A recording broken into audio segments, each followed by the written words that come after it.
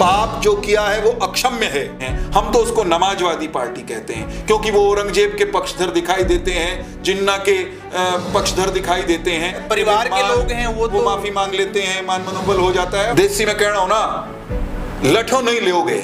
अपराधी मैं तो उसको कहूंगा वो समाज का अपराधी है।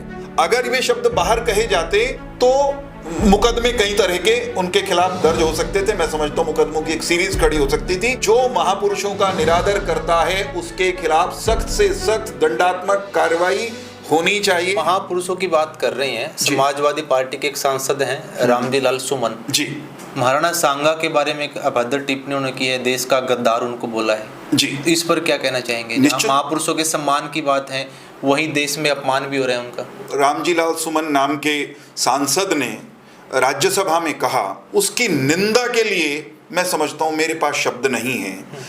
रामजी लाल सुमन ने जो टिप्पणी की वो अभद्र है, वो निकृष्टता का प्रमाण है, वो उनकी और उनकी पार्टी की भद्दी सोच का प्रमाण है। रामजी लाल सुमन ने अगर राणा सांगा का इतिहास कायदे से पढ़ा होता, रामजी लाल सुमन को अगर इस देश के महापुरुषों, इस देश की गौरवशाली परंपरा, इस देश के गौरवशाली अतीत के कुछ पन्ने ईमानदारी से पलटने पढ़ने का अवसर मिला होता, तो ये पाप जो उन्होंने देश की सबसे बड़ी पंचायत में खड़े होकर किया, रामजी लाल सुमन शायद नहीं करते। अमन भाई, उससे ज्यादा निंदा का विषय ये है कि उस व्यक्ति ने, जो कि देश की सबसे बड़ी पंचायत का एक सदस्य है, उसने एक पाप किया, अपराध किया, मेरे आपके और खुद रामजी लाल सुमन के भी पूर्वज हैं वो।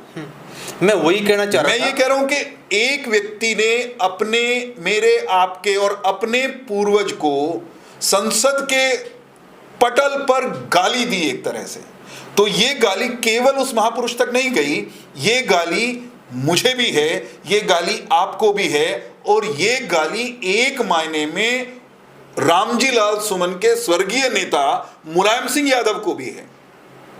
दुख की बात लेकिन ये है, जहां भारतीय जनता पार्टी के अनेक सांसदों ने, हमारे हरियाणा के सांसदों ने भी, जिसमें श्रीमती रेखा शर्मा भी शामिल हैं, हमारे हरियाणा के सांसदों समेत देश के अनेक सांसदों ने रामजी लाल सुमन को रोका टोका, उनके बयान की खुलकर भर्त्सना की।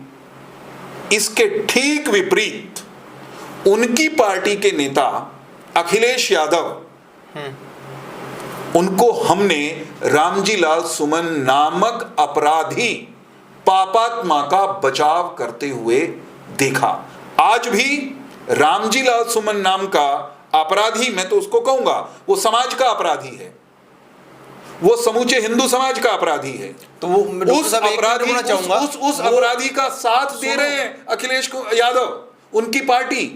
वो अपराधी हैं तो संविधान में कहीं ना कहीं कोई सजा का प्रावधान नहीं है कि महापुरुषों का अपमान नहीं करना चाहिए? देखिए, सदन के भीतर जो कहा जाता है, राज्यसभा में कुछ कह दिया तो राज्यसभा में कहे हुए पर या लोकसभा में कहे हुए पर संसद के बाहर कोई कानूनी कार्रवाई करने का प्रावधान नहीं है, जहां तक मेरी समझ कहती है। अगर वो शब्द बाहर कहे जाते उसका तो... समाधान, अगर वे शब्द बाहर कहे जाते तो मुकदमे कई तरह के उनके खिलाफ दर्ज हो सकते थे। मैं समझता हूं मुकदमों की एक सीरीज खड़ी हो सकती थी, कानूनी कार्रवाई का रास्ता बनता था। जब कोई ऐसी भद्दी बात, त्रुटिपूर्ण बात, अपमान करने वाली बात, निरादर करने वाली बात, असंसदीय बात संसद में कोई कह देता है, तो उस शब्द को, उस वाक्य को, उस बात को संसद की, सदन की कार्यवाही से निकालने का एक प्रावधान होता है।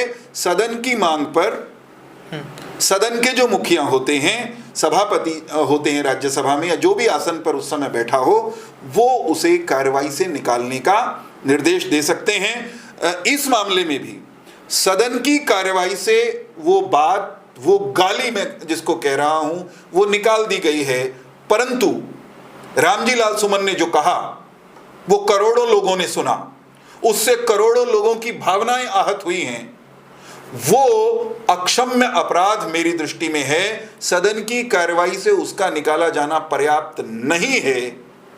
उसके पाप का प्रक्षालन एक हो सकता था कि वो व्यक्ति अपनी गलती को स्वीकार करता, वो व्यक्ति अपने अपराध को स्वीकार करता, आत्मग्लानि का भाव कहीं उसके चेहरे पर आता, उसका पाप कुछ धुलता, कुछ प्रक्षालन होता, उसकी गलती का प्रक्षालन या उसके पाप का प्रक्षालन हो सकता था कि उसकी पार्टी, जिसको समाजवादी पार्टी के नाम से लोग जानते हैं, हम तो उसको नमाजवादी पार्टी कहते हैं क्योंकि वो औरंगजेब के पक्षधर दिखाई देते हैं, जिन्ना के पक्षधर दिखाई देते हैं। अब जब राणा सांगा को गाली दे रहे हैं तो एक तरह से बाबर के उपासक दिखाई देते हैं। एक पाप का प्रक्षालन अगर किसी ने करना होता तो वो अखिलेश यादव ही कर सकते थे। वो डांटते अपने सांसद को, वो क्षमा मांगते भारत के समाज से, हिंदू समाज से, क्षत्रिय समाज से।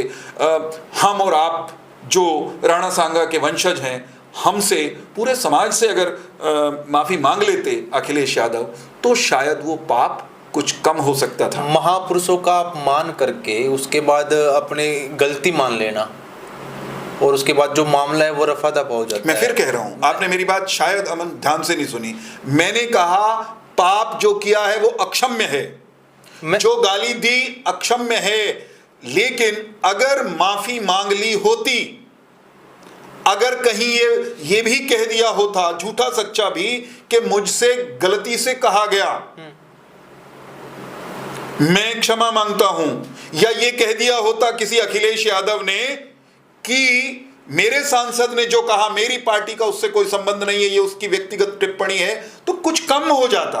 ना तो माफी से अपराध कम होता है, ना माफी से रोष मेरा और आपका कम होना चाहिए। पिछले कुछ दिनों में पूर्व मुख्यमंत्री रहे हैं हमारे स्वर्गीय चौधरी देवीलाल जी, कुछ छात्रों ने ही कहूंगा मैं तो 2 बार उनका अपमान हो चुका है। उसके बाद वो क्षमाप्रार्थी हो जाते हैं, उसके बाद मामला जो है रफा दफा हो जाता है। तो सोशल मीडिया का जमाना है, कहीं ना कहीं मतलब फेम पाने के लिए ऐसा करते हैं। चौधरी देवीलाल का अपमान कोई कर रहा हो, या राणा सांगा का या राणा प्रताप का कोई निरादर करने की कोशिश करे, कोई छत्रपति शिवाजी का निरादर करने की कोशिश करे, वो क्यों कर रहा है हमें कोई लेना देना नहीं, लेकिन जो महापुरुषों का निरादर करता है उसके खिलाफ सख्त से सख्त दंडात्मक कार्रवाई होनी चाहिए। मैं इस्लाम का कोई बहुत बड़ा पैरोकार नहीं हूं, मैं इस्लामिक कट्टरवाद का समर्थक नहीं हूं, परंतु जैसे अपने पैगंबर को लेकर, कुरान शरीफ को लेकर इस्लाम के अनुयायी किसी कीमत पर कुछ हल्की बात सुनते नहीं हैं, वैसे उसी अंदाज में हमको आपको भी अपने महापुरुषों का निरादर करने वालों को कोई छूट देनी नहीं चाहिए। मैं किसी भी तरह की छूट का पक्षधर नहीं हूं। जब तक आप ऐसे लोगों को लठों नहीं लोगे, सूदे नहीं करोगे, एग्जेम्पलरी एक्शन, उदाहरण बन जाए, नजीर बन जाए, ऐसी कार्रवाई नहीं करोगे, तो कल को कोई सुमन की जगह कोई तुमन खड़ा हो जाएगा, कोई उमन खड़ा हो जाएगा, कोई अमन खड़ा हो सकता है। रोकने का एक ही तरीका है, कठोर कार्रवाई का प्रावधान होना चाहिए।